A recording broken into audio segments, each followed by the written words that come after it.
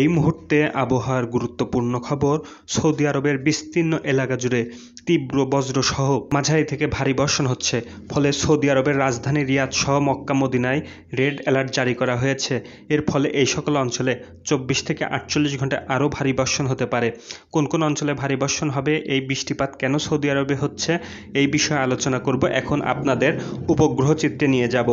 উপগ্রহ চিত্রে দেখতে পাচ্ছেন সৌদি আরবের বিস্তীর্ণ এলাকা জুড়ে, সেই সঙ্গে কুয়েত, ইরাক সহ এই সকল অঞ্চলের উপর গভীর সঞ্চালনশীল মেঘমালা অবস্থান করছে। ফলে এই সকল অঞ্চলে মাঝারি থেকে ভারী বর্ষণ হচ্ছে। সৌদি প্রশাসন মক্কা মদিনা সহ এই সকল অঞ্চলে রেড অ্যালার্ট জারি করেছে এবং রাজধানী রিয়াদ এবং দক্ষিণ পশ্চিমাঞ্চলীয় দুইটি প্রদেশ আসির এবং জাজানে ইয়েলো অ্যালার্ট জারি করেছে। ফলে এই সকল অঞ্চলে মাঝারি ধরনের বর্ষণ হওয়ার সম্ভাবনা আছে। উপগ্রহ চিত্রে দেখতে পাচ্ছেন ইরাকের দক্ষিণ অংশ, সেই সঙ্গে কুয়েত এবং সৌদি আরবের উত্তর পূর্ব অঞ্চলের বিস্তীর্ণ এলাকা জুড়ে ভারী বর্ষণের মেঘ অবস্থান করছে। ফলে এই সকল অঞ্চলে তীব্র বজ্রসহ ঝড় বৃষ্টি পরিলক্ষিত হচ্ছে। এই বৃষ্টিপাত আরও 48 ঘন্টা পর্যন্ত চলার সম্ভাবনা আছে।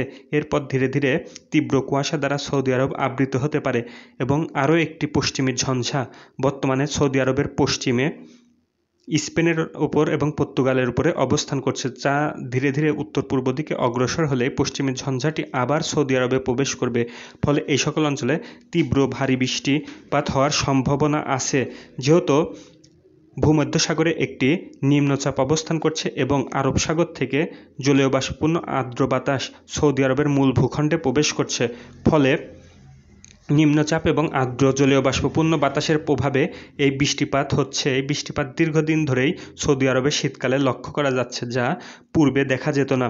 কোনো কোনো স্থানে তীব্র তুষারপাতও লক্ষ্য করা যাচ্ছে, যা অত্যন্ত বিরল ছিল, কিন্তু বর্তমানে এটি স্বাভাবিক প্রক্রিয়া হয়ে আসছে। এই মেঘমালা আরও উত্তর পূর্ব দিকে অগ্রসর হলে দুবাই, আবুধাবি, সেই সঙ্গে ইরান, আফগানিস্তান, পাকিস্তান হয়ে এই পশ্চিমী ঝঞ্ঝাটি ভারতবর্ষ পর্যন্ত প্রবেশ করার সম্ভাবনা আছে।